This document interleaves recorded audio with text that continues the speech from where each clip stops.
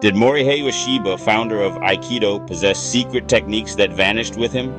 This question has haunted dojos for decades. We see grainy films and hear stories from his closest students, tales of a power that seemed to defy physics.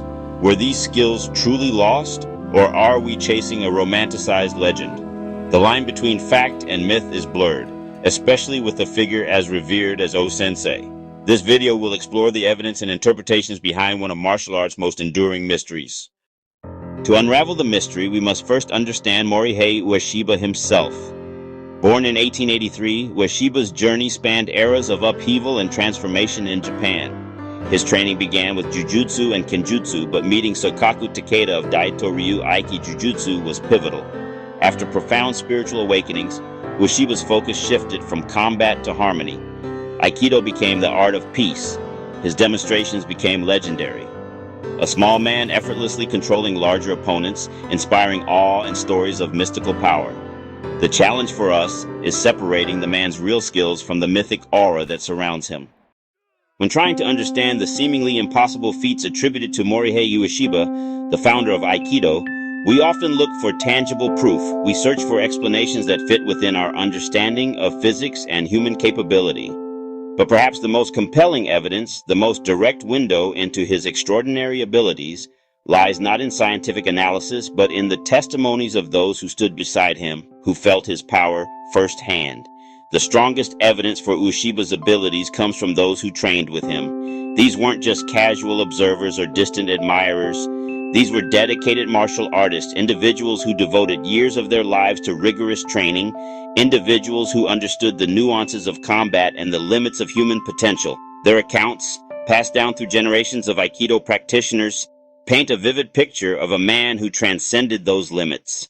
Early students, already skilled fighters, men who had honed their skills in other martial arts, often with backgrounds in disciplines like judo, jujutsu, or even kenjutsu, came to Ueshiba seeking to refine their abilities. They were not novices easily impressed by parlor tricks. They possessed a deep understanding of martial principles and practical combat experience.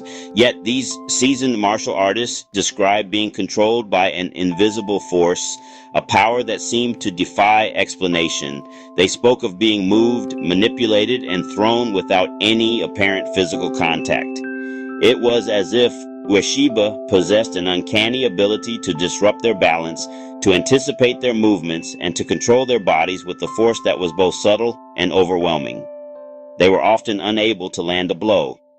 Despite their training and experience, they found themselves unable to connect with Ueshiba, their strikes missing their mark, their defenses crumbling before his seemingly effortless movements. It was a frustrating and bewildering experience, one that challenged their understanding of martial arts and the very nature of combat. Gozo Shioda, a prominent figure in Aikido and the founder of Yoshinkan Aikido, was one such student.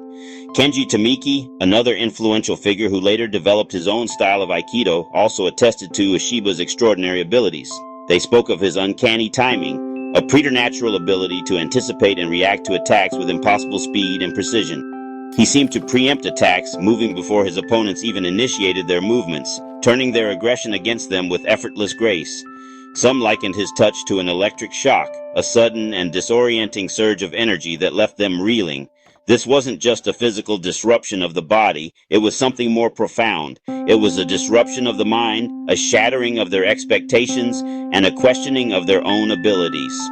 Rare film footage shows glimpses of these abilities, though the limitations of the technology at the time make it difficult to fully appreciate the speed and subtlety of his movements. We see sharp, precise movements, a level of control and efficiency that is rarely seen in modern martial arts. And it's markedly different from the softer Aikido of later years, a style that often emphasizes flowing movements and spiritual development over the raw power and devastating efficiency of Ueshiba's early techniques.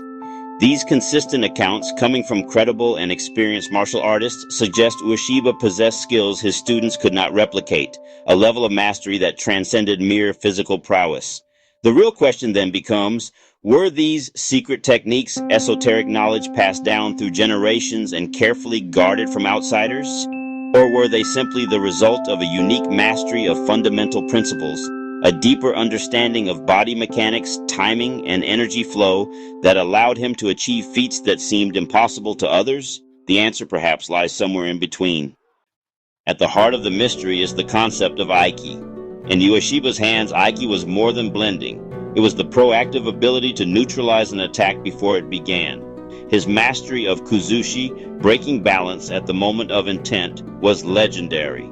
Ueshiba's presence alone could disrupt an attacker's equilibrium. He described Aiki in spiritual terms as the physical expression of universal harmony.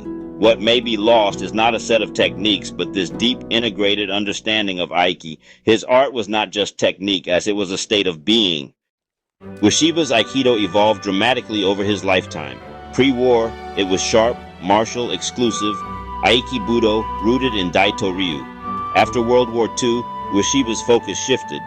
Aikido became a path to peace, with techniques growing softer and more circular.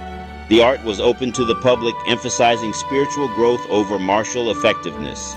Some early students felt the original power was diluted for mass appeal, but this was a conscious choice by Ueshiba, not a loss of skill.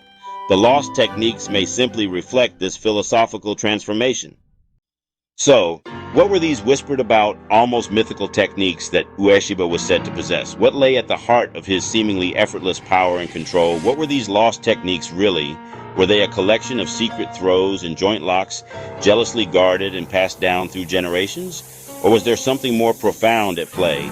Many believe they weren't specific moves at all, not in the way we typically understand them. Instead, they were advanced internal skills, subtle control of balance, not just physical balance, but the ability to disrupt an opponent's center of gravity with minimal effort, leaving them vulnerable and off-kilter. It was about understanding the principles of leverage and momentum and applying them with precision and grace. Timing. The ability to anticipate an opponent's movements and react instantaneously, intercepting their attacks before they even fully materialize. It was about being in perfect sync with the flow of combat, moving with effortless speed and efficiency. Intent. The power of focused awareness, the ability to read an opponent's mind and anticipate their actions before they happen. It was about cultivating a state of heightened sensitivity, where every subtle shift in posture, every flicker of the eyes, revealed their true intentions. Ueshiba's sensitivity to an opponent's intent bordered on the supernatural, a preternatural ability to anticipate and neutralize attacks before they even began. He seemed to possess an almost psychic connection to his opponents, allowing him to move with uncanny precision and speed. But this seemingly supernatural ability may have been the result of extreme training and perception, years of dedicated practice honing his senses to an almost superhuman level. It was the culmination of countless hours spent refining his technique, sharpening his focus, and cultivating his inner awareness. Others point to his spiritual insight, acting from a state of no mind, mushin, a state of pure awareness where thoughts and emotions cease to interfere with action. This allowed for perfect spontaneous action, unburdened by hesitation or doubt. It was about transcending the limitations of the thinking mind and tapping into a deeper source of intuition and instinct. Most likely, his mastery was a seamless integration of all these elements, a harmonious blend of physical skill, mental focus, and spiritual insight. Internal mechanics, perception, and spirit. These weren't tricks to be copied or shortcuts to be learned, but the product of a lifetime's discipline, a testament to the power of unwavering dedication and relentless self-improvement. The secret wasn't lost, it was embodied in Ueshiba himself, a living embodiment of the principles he espoused. It was a secret that could only be unlocked through years of dedicated practice, unwavering commitment, and a deep understanding of the interconnectedness of mind, body, and spirit.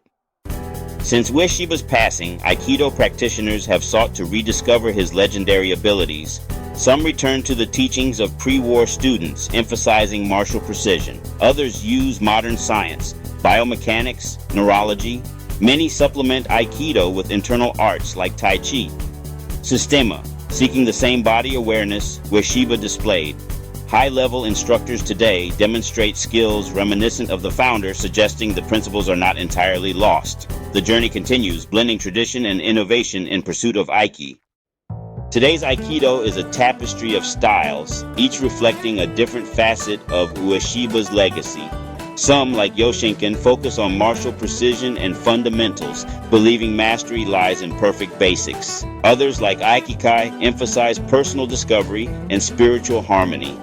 Some preserve weapons work or the full technical curriculum, seeking completeness. This diversity is not a weakness, but a testament to the depth of Ueshiba's art. No single branch contains it all. His legacy is too vast. Why does the myth, the enduring legend, the whispered tales of Ueshiba's lost techniques endure? Why do we, even now, decades after his passing, find ourselves captivated by the possibility of unlocking secrets he may have taken with him? What is it about the idea of hidden knowledge, of a deeper understanding just beyond our grasp, that continues to resonate so profoundly within us? We're drawn to the idea of hidden wisdom, aren't we? The allure of esoteric knowledge, the promise of insights that transcend the ordinary, a key to unlocking extraordinary potential, the potential within ourselves, the potential within the art of Aikido, the potential to reach a higher state of being. It speaks to our innate desire for self-improvement, for pushing the boundaries of what we believe is possible.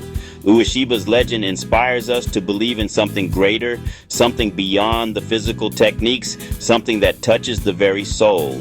It's a belief in the power of the human spirit, the capacity for growth, and the potential for transformation.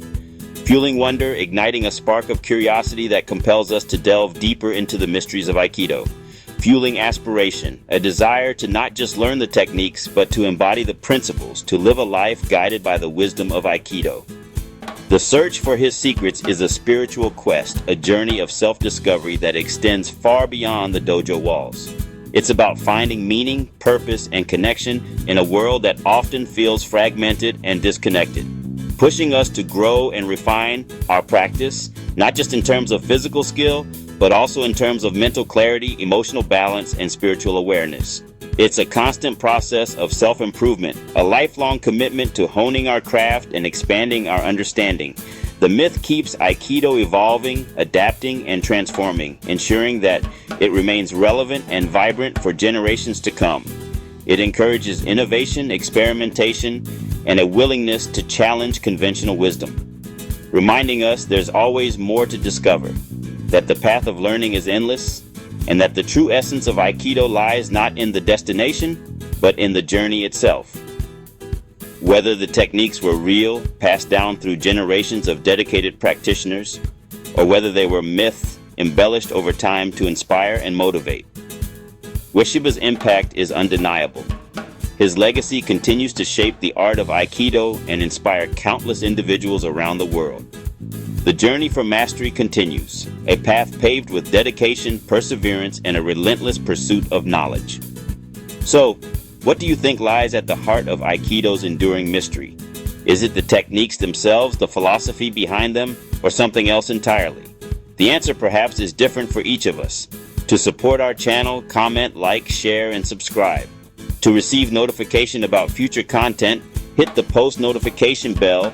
Choose a video on your screen and I will see you there. Thank you.